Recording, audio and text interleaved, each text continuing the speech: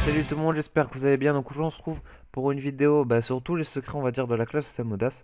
Donc même si c'est une classe que je maîtrise quand même moins bien que les Nutro, je la connais pas mal, du coup je vais vous passer un peu tous mes secrets. On va voir deux panneaux. Donc il y aura une panneau soutien qui sera basé essentiellement sur le soin. Et une panneau bien sûr un peu plus PVP, donc la fameuse panoplie à Hermine, donc qui est connue on va dire de tous les Osamodas. Donc ça après on verra. Donc déjà, alors pour la panneau soutien, je l'ai mis en séculaire. Donc tout simplement parce que la séculaire, c'est le stuff qui donne le mieux, on va dire, en résiste intel. Avec ça, je lui ai mis l'archétype, bien sûr, vu qu'il est en soin. Une bague Glorson et une alliance Glorson, donc Exopé APM. Un voile d'encre, ceinture sécu, et les bottes dog. Donc les bottes dog que je trouve énormes, vu qu'elles donnent 2 en invocation, 2 PM. Donc malheureusement, on peut pas être en 11 PA. Mais bon, nos Samodas déjà en 11-6, c'est déjà pas mal. Ensuite, tu tues, ocre, etc. Enfin, normal. Donc on va aller... j'aimerais bien en trouver un... Ah, quoique. Bon, on va attendre un peu. Donc pour l'instant, je vais vous montrer l'autre stuff. Donc l'autre stuff, c'est parti. Donc qui est basé essentiellement sur les résistes. Donc vous allez voir des jets assez horribles. Je vous préviens, vu que l'Osamodas, tout ce qu'il veut, lui, c'est de la vita, des résistes, des invoques. Et des pourcentages des résistes, quoi. Du coup, au final, tout le reste, tout ce qui est dommage et tout, je m'en contrefous, mais royalement, du coup, les jets sont assez horribles. Donc, on va partir sur la coiffe Hermine qui exo 6 résistances critiques.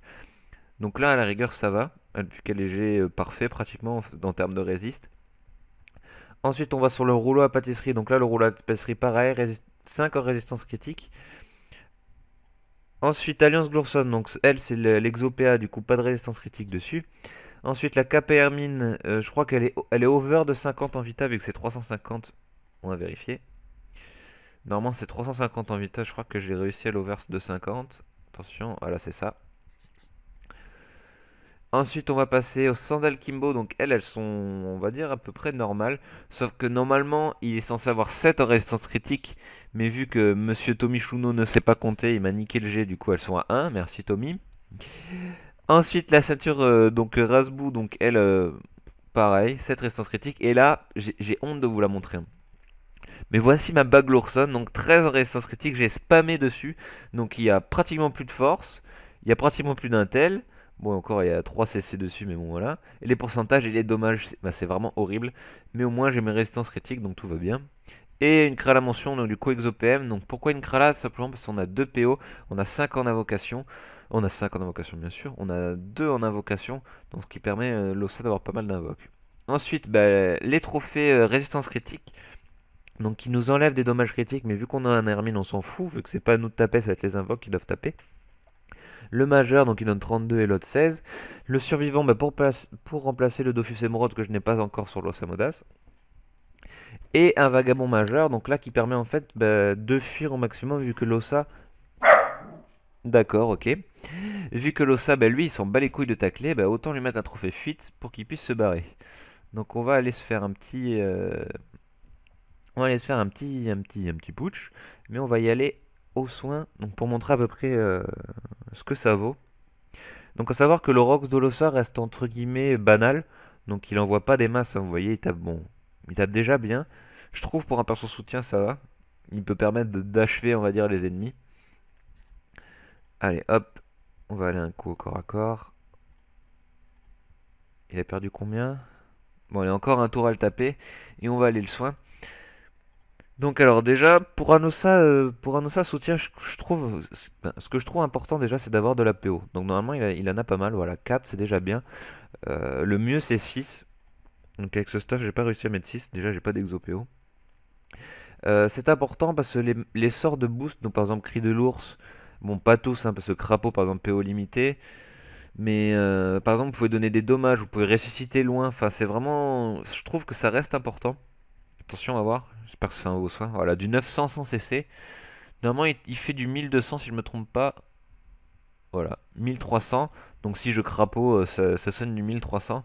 Donc je trouve qu'un Ossa sonne du 1300 pour 5 PA, je trouve ça énorme. Sans compter le soutien, le résu, la résistance naturelle, les crapauds, les boosts, enfin c'est vraiment un truc de fou. C'est vraiment important. Donc ensuite, qu'est-ce qui est important à savoir?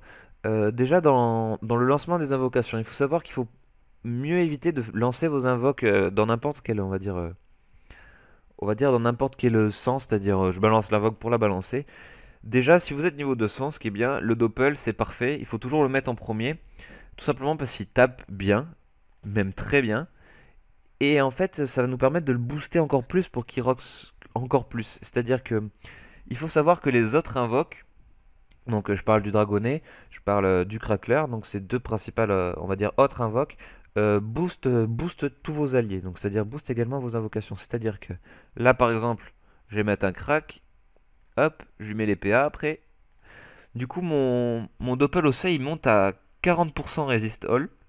Attention, voilà. Hop, donc vous avez un doppel qui a 750 points de vie, qui a 40%, et en plus de ça, vous pouvez le mettre crapaud, etc. Et regardez le rox qu'il envoie, il tape vraiment à votre place, quoi. C'est un truc de fou. 205, 242, 242, 155, 155. Je trouve ça énorme. Et si vous rajoutez en plus ce petit dragonnet, juste après, donc dans le même ordre, pourquoi dans cet ordre-là? Tout simplement parce que... Ah merde, il a plus puissance.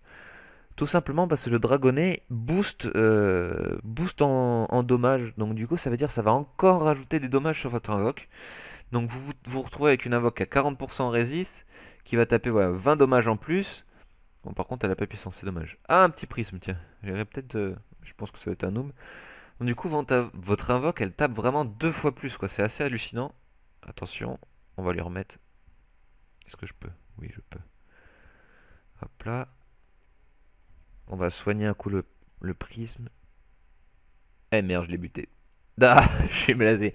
Bref, donc il faut toujours avoir en tête quand on a un Ossa de vraiment garder, l'esprit de justement gérer vos invocations de manière à ce qu'elles s'auto-boost.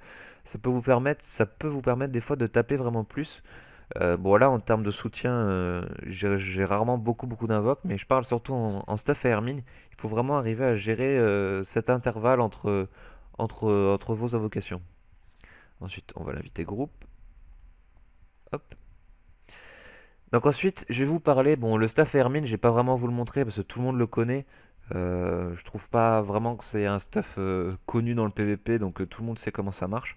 Mais je vais vous montrer en fait le combo Enutrof Ossa. Donc il y a plusieurs combos à faire qui sont assez intéressants. Voilà. Donc déjà dans un premier temps, mon boost, etc. Tout le monde connaît, bon ça marche avec toutes les classes. Mais en fait, il y a deux invocations sur les Nutrof qui sont énormes avec tout simplement, on va dire ce petit combo. Donc le sac animé pour commencer. Oh mince, j'ai qu'une invoque. Pourquoi j'ai qu'une invoque? Je suis en rigide. Eh merde, je suis en rigide. Bon, donc déjà le sac animé. Pourquoi? Parce que vous pouvez le mettre sur l'ossa et ensuite l'ossa un petit coup de résinate avec un CC en plus. Voilà, vous avez un sac à 1300 points de vie. Donc c'est comme si vous rajoutez 1300 points de vie à un allié, c'est assez énorme. Et ensuite la deuxième invoque, en fait c'est la deuxième invoque, c'est le coffre animé. Donc c'est très difficile on va dire à placer en... Enfin ce combo à placer en colis. Mais je vais vous expliquer pourquoi il y a un énorme combo à faire avec le coffre animé. C'est-à-dire le coffre animé, vous savez que plus on le tape, plus il rox. Donc ça tout le monde le sait, c'est connu. Il tape du coup en zone autour de lui, donc l'équivalent on va dire d'une libération sauf que lui il tape. Mais il faut savoir que booster en dommage, enfin en puissance, ça ne sert à rien, vu que c'est l'équivalent d'une punition. Donc la punition, il me semble pas que ça marche en puissance. En tout cas sur le coffre, ça ne marche pas. Le cri de l'ours, ça marche, mais ce qui marche énormément, c'est résistance naturelle. Vu que votre coffre, il tape de plus en plus par rapport au nombre de points de vie qu'on lui enlève, plus il a de points de vie, plus il va taper. Donc là, vous allez voir, son Rox, il va pas quadrupler, mais presque. Attendez, je vais le finir carrément. Enfin, le finir. Je vais lui mettre un coup de carry. J'espère que je le tue pas. Nickel. Donc vous allez voir, là, il va taper du... Allez, je mise sur un petit... Allez, un petit 700. Ouf, un petit 1000 carrément. Donc vous voyez, donc plus vous allez le taper, enfin plus vous lui donnez de points de vie, plus il va roxer. Donc en plus il roxe en zone. Donc c'est une invoque vraiment intéressante et c'est vraiment un beau combo parce que généralement les gens ils n'y s'y attendent pas du tout. Tout simplement parce que le coffre animé, bon ok on le tape. Mais si vous vous démerdez bien, ça peut faire très mal. Donc on va continuer. Allez. Oups, j'aimerais bien éviter de me taper quand même. J'aimerais bien éviter de taper le putsch aussi. Donc attention, on va voir. Je vais essayer de le mettre à 1 point de vie. Ça va être assez compliqué. Ah, 1200, c'est énorme. En zone, il faut rappeler. Donc si vous arrivez à le mettre bien... Enfin, s'il est bien placé, c'est horrible, quoi. Attention, un petit coup de soin. Ok, je soins comme une tapiette. Tapiette. Nouvelle insulte. La tapiette. Allez. Attention. Ah, 128 points de vie. Il va faire trop mal là. Merde, par contre, il risque de perdre Résinate. Ah non. 1300. Donc, vous voyez, c'est limite une coco en zone. Enfin, c'est assez époustouflant. Enfin, moi, je trouve ça énorme. Voilà, 20 points de vie. Mais alors là, il va être violent là.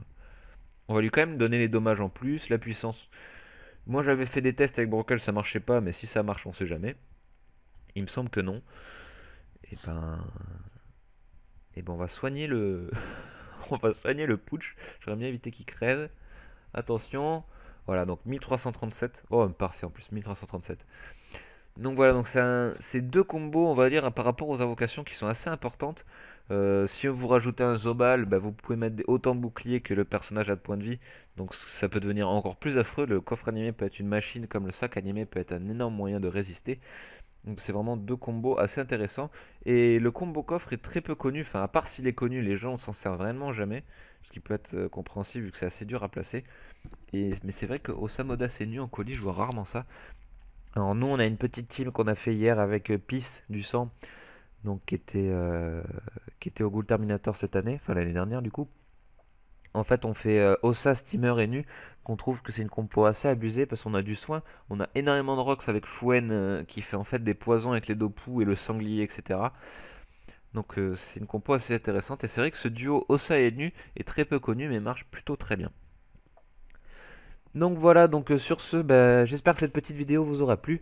J'ai pas trop parlé des invocations et tout, parce qu'elles sont connues de tout le monde. Et bon, le stuff et Hermine, bien sûr, tout le monde le connaît et tout le monde le déteste. Donc voilà, donc j'espère que cette petite vidéo de, on va dire, de reprise vous aura plu, vu qu'on m'a demandé bah, de refaire une vidéo. On va dire j'ai très peu d'idées en ce moment et j'ai très peu de temps aussi, vu qu'avec Tommy on commence à monter notre propre team. Donc je vous souhaite bonne journée, bon apéro, bon tout ce que vous voulez, comme d'habitude, et à la prochaine. Allez, ciao ciao.